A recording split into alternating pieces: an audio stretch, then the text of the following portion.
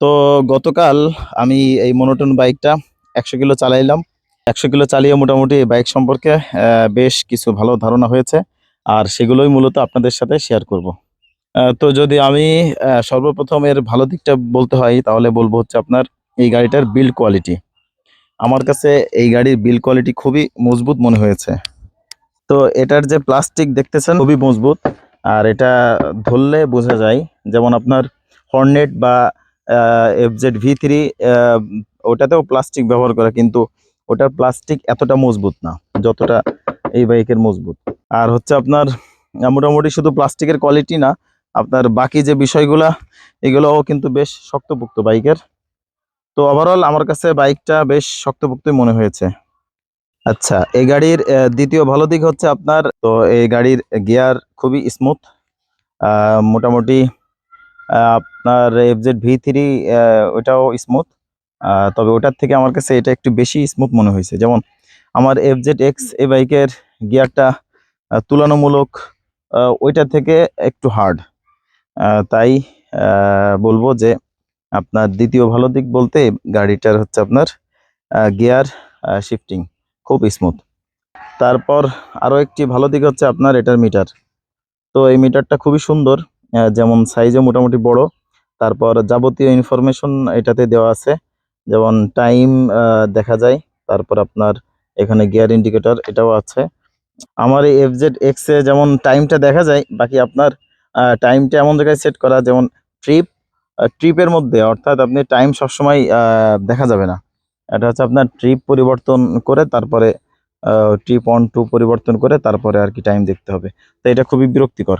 তো সেই দিক থেকে বলবো যে এই সুজুকি এই মডেলটা আপনার মিটারের দিক থেকে এগিয়ে থাকবে এবং বেশ ভালো।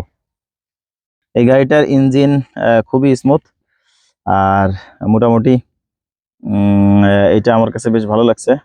100 কিলো চালানোর পরেও আরও দেখছি যে এরপরেও মানে আরও বেশি স্মুথ ফিল পাইছি, এই আর কি বিষয়। তো এই হচ্ছে কয়েকটা ভালো দিক এই গাড়ির।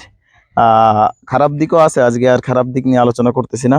এই যে গাড়ির মালিক রেস্টে যাবে। আচ্ছা, এই আর কি বিষয়।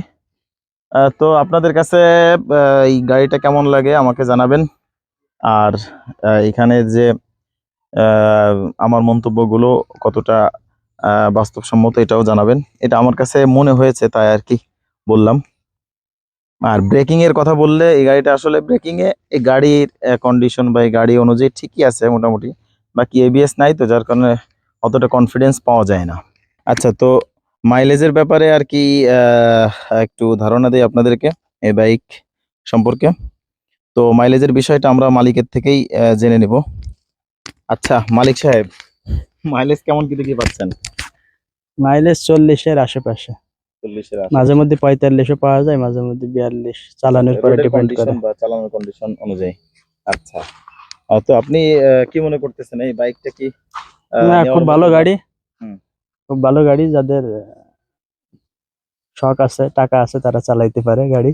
যাদের বাজেট 2 লাখের মধ্যে, তাদের জন্য সবচেয়ে ভালো গাড়ি বলে আমি মনে করি এটা।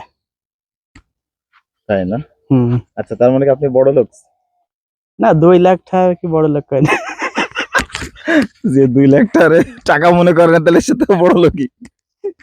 আচ্ছা, জি মালিক সাহেব, আপনি কত কিলো চালাইছেন এই গাড়িটা? এই 14,000 প্লাস। 14,000 প্লাস না? আচ্ছা, তো আপনার কাছে কেমন মনে হয়েছে গাড়িটা? গাড়িটা খুবই ভালো গাড়ি। আচ্ছা, তেমনি কোনো প্রবলেম কি আপনি ফেস করছেন? না, তেমন কোনো সমস্যায় পড়িনি এখন পর্যন্ত। ছোটখাটো সমস্যা তো সব গাড়িতেই থাকে, তেমন ছোটখাটো সমস্যা মাঝে মধ্যে দেখা দেয়, কিন্তু বড় কোনো সমস্যার সম্মুখীন হয়নি। আচ্ছা, এমনি কোনো অ্যাক্সিডেন্ট হিস্টোরি আছে এই গাড়ির? না, অ্যাক্সিডেন্ট অ্যাক্সিডেন্ট হিস্টোরি করা নাই। হয়নি না? আচ্ছা, তো মালিকের মন্তব্য নিলাম। এই হচ্ছে আজকের একদম শর্টকাট রিভিউ এই সুজুকি মোনোটন এই গাড়ি নিয়ে।